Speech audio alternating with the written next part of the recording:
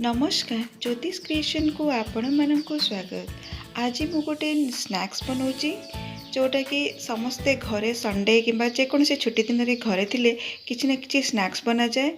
मार्केट्र snacks टारू घरे बनवाटा बहुत ही भल आउ एटा बहुत इजी भी बनवाटा।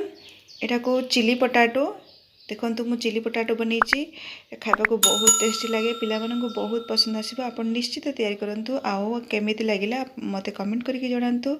वीडियो लास्ट पर्यंत निश्चित देखंतु।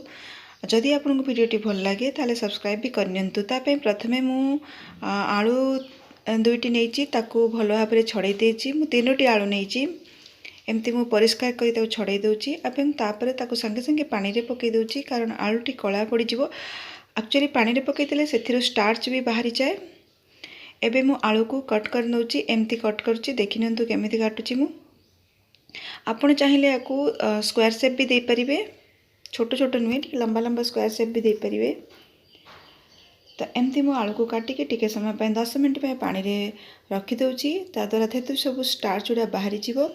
तापे मु किछि परिबा भी नेची जेमति कि खाली कैप्सिकम नेची आ कंचा लंका आ रसुण कटा होइथिबा आ पियाज किछि। एबे मु से आलू गुला को छांकी दउची देखो मुझे पूरा छांकी देची एवं से पूरा पानीटा निगाड़ी देवाई मु गोटे बड़ टावेल नहीं आप किचन टावेल रे आलूटा को टिके खेड़े रखिदेवे ता द्वारा सब पानी से टावेलटा टाणी नब। एबे हमर आलूटा पूरा ड्राए हो जाइए। एबे मु से कॉर्नफ्लोर ऐड करुँची। इन प्लेस ऑफ कॉर्नफ्लोर जगह आपण मैदा किंबा राइस फ्लोर भी यूज करें। से सॉल्ट आउ हलदी गुंड लंका गुंड आपन को जहाँ जहाँ मसला दरकार चाट मसला से सब आप ऐड करेंगे। गोटे गोटे ड्राए मिक्सचर बनईबी किंतु आलू रे लुण पड़ सारापर से टिके पानी छाड़े तेणु यहाँ गोलैकी संगे संगे आप यूज करेंगे।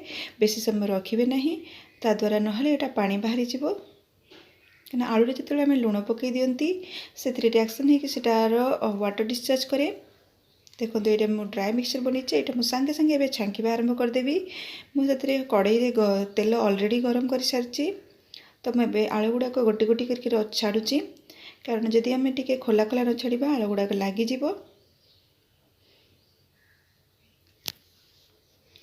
तेल को भल भाव में गरम करके छाड़े ना तले लगिज।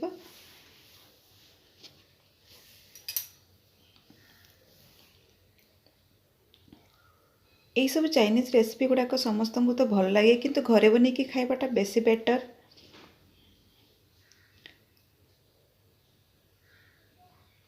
देखो आम आलू गुड़ाक फ्राए हो गलानी मुझे डबल टाइम फ्राए करदेली अधिक समय ता द्वारा या क्रंची देखो केते बढ़िया क्रंची शुभुची साउंड शुभुव बहुत क्रंची होती आलू।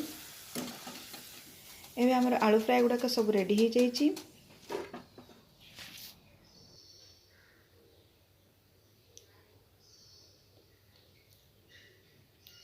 एबे आमे ताकू टिके चिली पोटाटो प्रोसेसटा करिबा। एटा ओनली पोटाटो फ्राइज हेची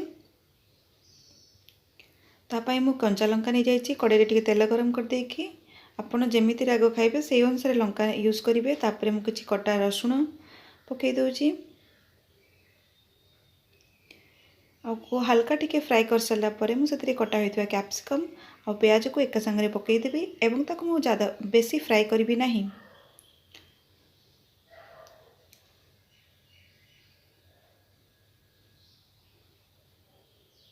मुझे टे भुसुआ पत्र भी पकई कहीं बहुत बढ़िया बास्ना आसो।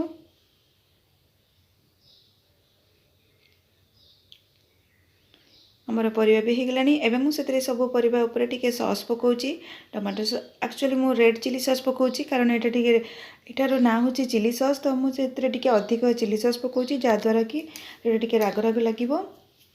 टमाटो सॉस आउ ग्रीन चिली सॉस भी पकाउची। एबे ताकू टिके समय आमे फ्राए करनवा